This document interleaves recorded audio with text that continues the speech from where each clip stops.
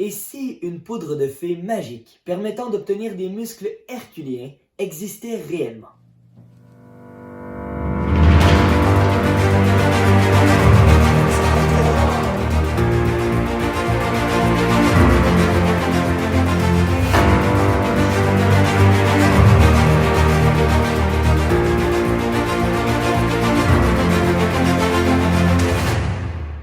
La société dans laquelle nous vivons est constamment en quête de perfection. Tout le monde veut toujours plus et souhaite l'obtenir en le moins de temps possible.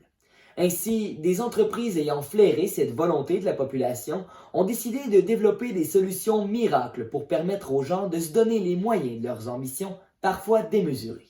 Plus souvent qu'autrement, ces désirs humains incessants concernent l'apparence physique. Soyons honnêtes, qui ne voudrait pas ressembler à cet Apollon que l'on voit sur les publicités de sous-vêtements ou encore à cette influenceuse qui s'est fait connaître sur les médias sociaux en étalant son mode de vie exemplaire.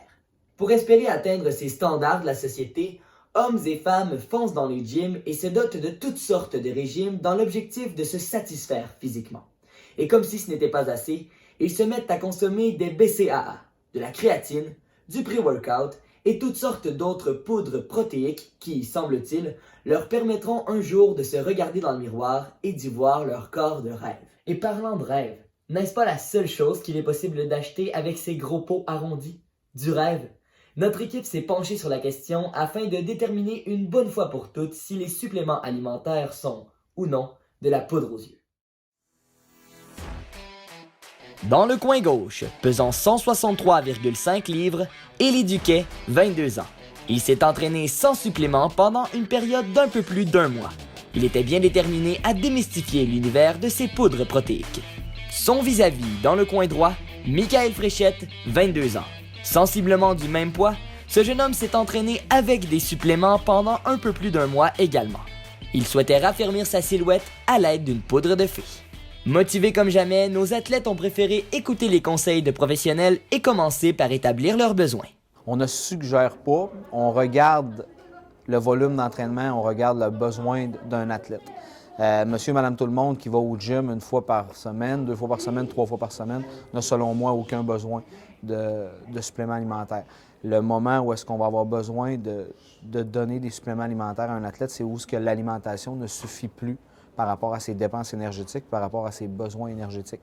C'est ainsi qu'Élie et Michael ont eu recours au service du kinésiologue au cégep de Jonquière, Guillaume Simard, afin de connaître leur composition corporelle et de calculer leurs dépenses énergétiques, données qui ont permis au kinésiologue de les guider vers un entraînement optimal.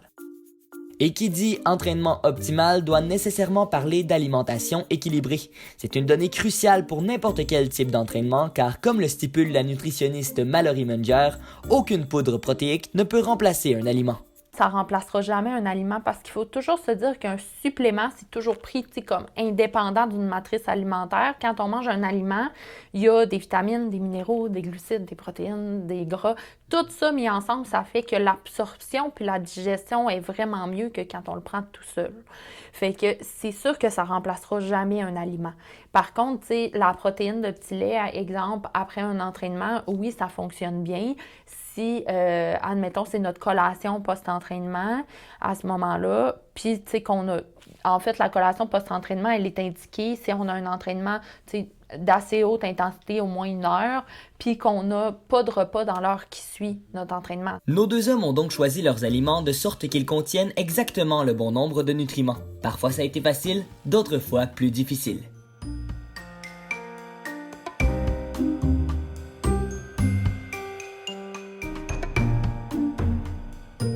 Alors les gars, qu'est-ce qu'on mange cette semaine? Alors, on vient de compléter notre épicerie aujourd'hui. Michael, qu'est-ce qu'on mange cette semaine? Oui, quoi de mieux qu'entamer la journée avec une bonne omelette, jambon fromage, des bons cocos, avec des tranches de pain brun, avec un peu de croton moutarde, on se gâte. Ben, c'est bien beau pour le déjeuner, mais là, ce dîner, qu'est-ce qu'on mange? Ah!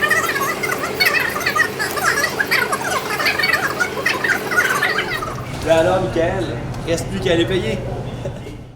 Maintenant que les tests étaient réalisés et que nous nous étions assurés que nos 2 athlètes auraient le même menu hebdomadaire, c'était l'heure de passer aux choses sérieuses. L'entraînement. Pendant plus d'1 mois, les muscles d'Élie et de Michael se sont contractés dans plusieurs gyms et centres d'activité physique de la région. Tout se déroulait à merveille pour nos deux athlètes jusqu'à ce qu'un virus dont nous ne devons pas prononcer le nom force la fermeture des gyms et empêche ainsi la cueillette de données scientifiques pour conclure cette expérience. Heureusement, nous avons eu le temps de recueillir les effets psychologiques ressentis par nos deux athlètes. Avant même l'expérience, je prenais des suppléments alimentaires. Par contre, pour les bénéfices justement de l'expérience, on a décidé d'enlever les suppléments alimentaires de mon régime. Donc, je me suis entraîné pendant près d'1 mois et demi simplement avec de l'eau.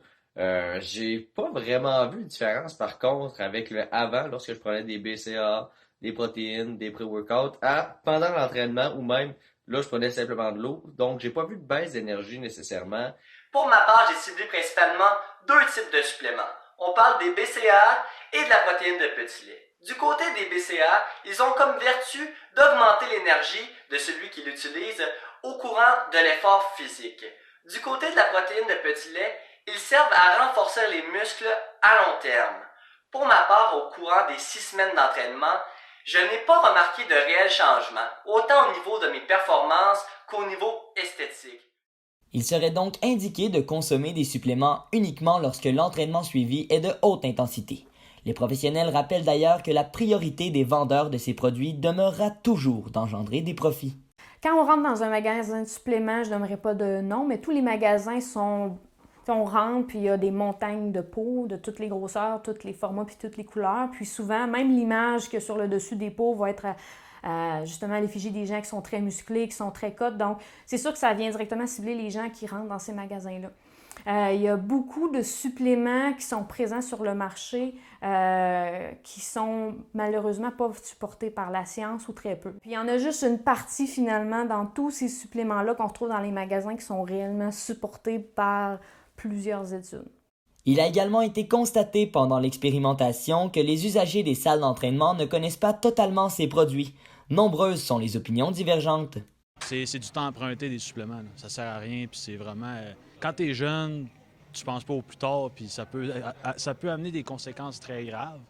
Bien, c'est rien que pour augmenter les performances. Ça donne un petit bout. Quand tu es fatigué, mettons, tu prends ça, puis ça te craint. Si tu es suivi comme il faut par des gens compétents, peut-être que c'est bien, puis tu veux atteindre des performances plus élevées, mais pour c'est un entraînement qui dure au jour le jour. Je crois que c'est pas besoin de ça. Bien, tout le monde me conseille d'en prendre, puis j'ai lu là-dessus un peu, puis c'est pour ça que je pense que c'est important d'en prendre.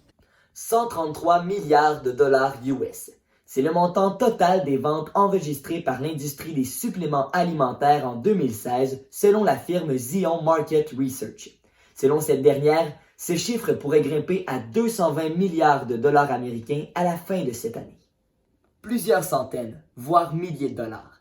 C'est le montant qu'on conseille à un athlète moyen d'investir afin de se procurer le bon cocktail de suppléments pour réaliser ses rêves.